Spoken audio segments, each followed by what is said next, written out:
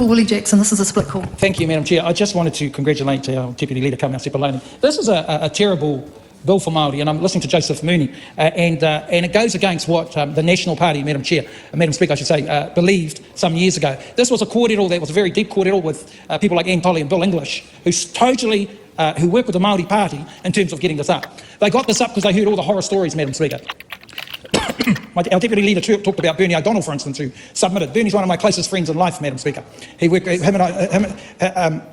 an example of what went wrong in terms of the system. He was moved from family to family to family when he was a kid, and then found out his Māori side later on. Tamati was the whānau. But it wasn't until he found out about his taha Māori side that his life changed. And so he comes to the committee knowing that there's been a history in terms of the National Party having supported what he went through. And the sad thing about this is that this is something that the ACT Party have put in place and is part of their agenda. And that's what I find particularly sad here, because I know there are very good members on the other side who at another time would not support this. They would not support this. They would have supported the John Key strategy. And I have to say, I want to be clear on this, having been at the coalface, having gone in and taken babies from whānau, abusive whānau, that Te Ao Māori used to debate this all the time too. Because in the end, all we want is for those kids to be safe. We're all agreed on that.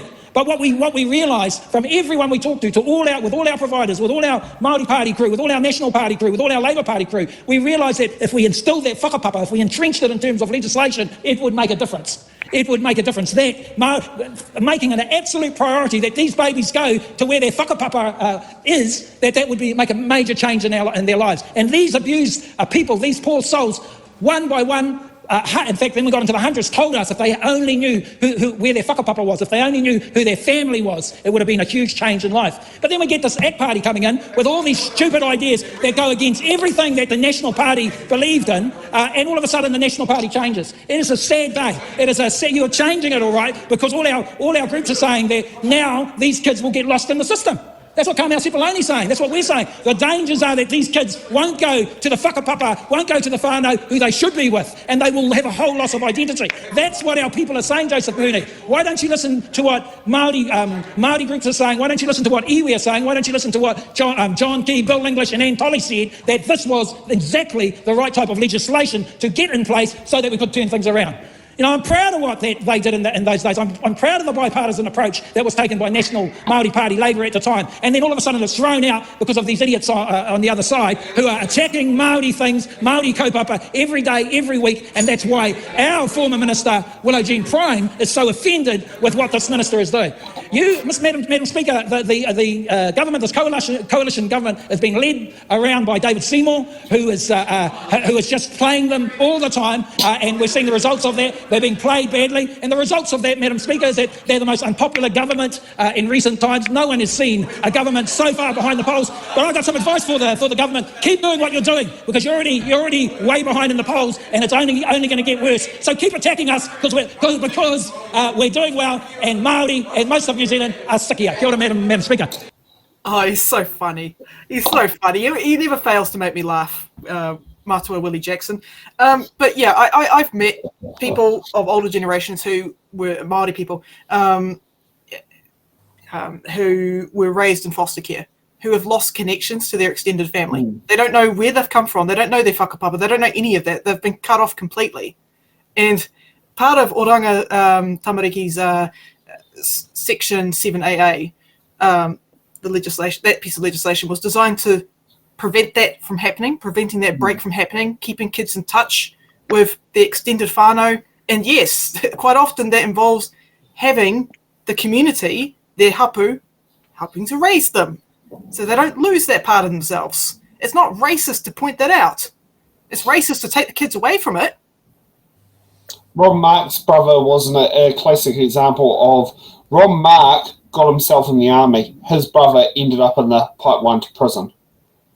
And a lot of that has been associated with the foster care system. Mm-hmm. Yeah, he's an example of we know where Ron Mark is, probably one of the best mayors of Carterton. Not sure whether him or Georgina is the best Māori mayor, considering they're the only two who hold the title. But, as I say, not everyone is fortunate to end up in how Ron Mark has actually ended up going. And actually, one who's been through the foster care system, I actually have a hell of a lot more respect for than, say, Karen Chow. But it's like your hapu is your whanaunga. It's like, that's your family. Why is this government so insistent in breaking up families?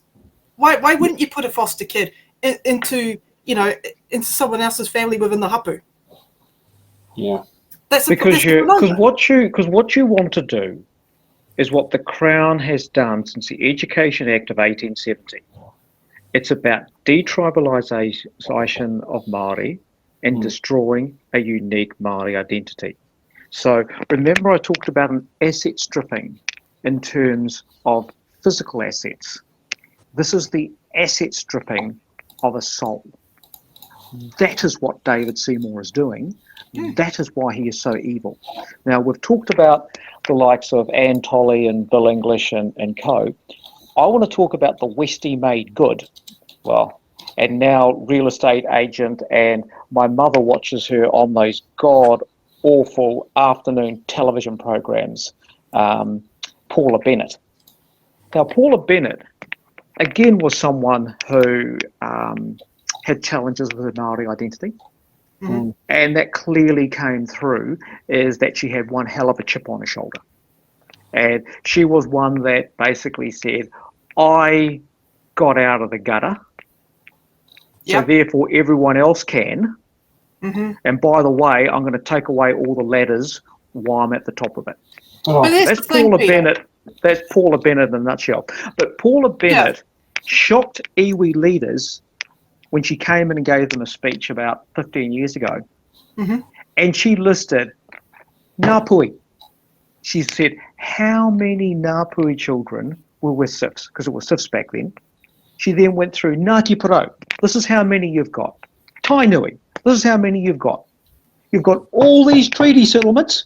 What are you doing about it? What are you doing about your children? Why are they in state care? And now we are going back to, so Māori have responded. What Māori wanted was no Oranga Tamariki, because we don't trust it.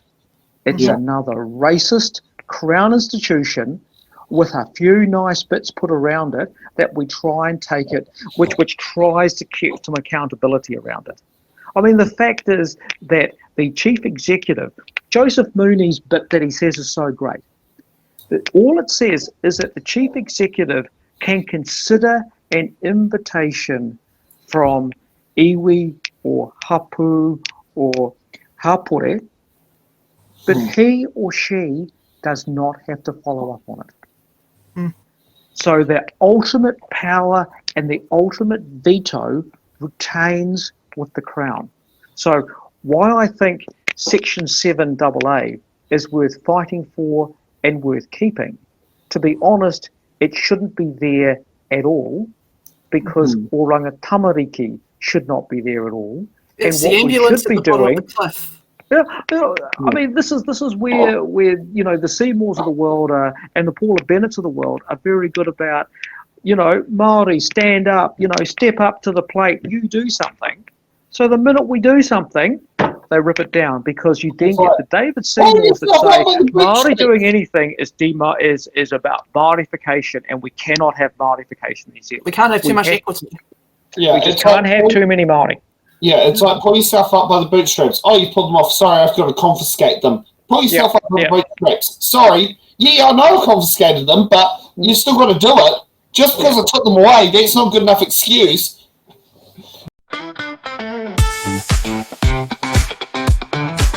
Thanks for watching. Make sure you're subscribed to our Facebook, YouTube, Twitch, Instagram, TikTok, News Guide, the Order Paper Podcast.